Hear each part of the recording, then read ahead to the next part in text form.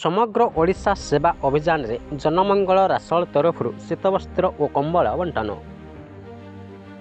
23/24 ମଧ୍ୟାହ୍ନ 12 ଘଟିକା ସମୟରେ ସମଗ୍ର ଓଡ଼ିଶା ସେବା ଅଭିଯାନରେ ସାମିଲ ହୋଇ ହିନ୍ଦୋଳର ଅଗ୍ରଣୀ ସ୍ୱେଚ୍ଛାସେବୀ ଅନୁଷ୍ଠାନ ଶ୍ରଦ୍ଧା ଶକ୍ତି ସେବା ସଂସ୍ଥାନ ଜନମଙ୍ଗଳ ରାସଳ ସଂଗଠନ ତରଫରୁ ଆଜୀବନ ସେବକ ପବିତ୍ର ମୋହନ ସାହୁଙ୍କର ସୁକନ୍ୟା ସୁଶ୍ରୀ ଓଙ୍କାରମାଳା ସାହୁଙ୍କର ଶୁଭ ଜନ୍ମଦିବସ ଅବସରରେ ଢେଙ୍କାନାଳ ଜିଲ୍ଲା ଉପାନ୍ତ ଅଞ୍ଚଳ ହିନ୍ଦୋଳ ବ୍ଲକ ଦଣ୍ଡରୀ ପଞ୍ଚାୟତର ଛାଡ଼ଇ ରଜାଙ୍ଗ ଆଦି ବଣ ଜଙ୍ଗଲ ଘେରା ଆଦିବାସୀ ଅଧ୍ୟୁଷିତ ଗ୍ରାମରେ ଆବାଳ ବୃଦ୍ଧବନିତାଙ୍କୁ ବ୍ୟବହାରଯୋଗ୍ୟ ବସ୍ତ୍ର ଯଥା ସାର୍ଟ ପ୍ୟାଣ୍ଟ ଶାଢ଼ୀ ଶୀତବସ୍ତ୍ର ଓ ନୂତନ କମ୍ବଳ ବଣ୍ଟନ କରାଯିବା ସହିତ ଛୋଟ ପିଲାମାନଙ୍କୁ ଚକୋଲେଟ୍ ବଣ୍ଟନ କରାଯାଇ ସବୁରି ମୁହଁରେ ହସ ଫୁଟାଇବା ପ୍ରୟାସ କରାଯାଇଛି।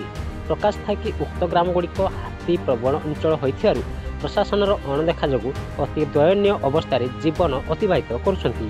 ପ୍ରତିଷ୍ଠାତା ବିଭୁ ଶତପଥୀଙ୍କ ସମେତ ସଭାନେତ୍ରୀ ନିରୁପମା ମିଶ୍ର, ଉପସଭାନେତ୍ରୀ ପ୍ରତିମା ପାଲ ଓ ଆଜୀବନ ସେବକ ପ୍ରଶାନ୍ତ ଦାସ ପ୍ରତ୍ୟକ୍ଷ ଭାବେ ଉପସ୍ଥିତ ରହି ଜନସାଧାରଣଙ୍କ ସହ ସମସ୍ୟା ସମ୍ପର୍କରେ ଆଲୋଚନା କରିବା ସହିତ ପ୍ରଶାସନକୁ ତତ୍ ସମ୍ପର୍କୀୟ ଉଚିତ ପଦକ୍ଷେପ ପାଇଁ ଅବଗତ କରାଯିବ ବୋଲି ନିର୍ଭର ପ୍ରତିଶ୍ରୁତି ଦେବା ସହିତ ଆଜିର ସେବା କାର୍ଯ୍ୟକୁ ସଫଳତାର ସହ ସମ୍ପାଦିତ କରିଥିଲେ।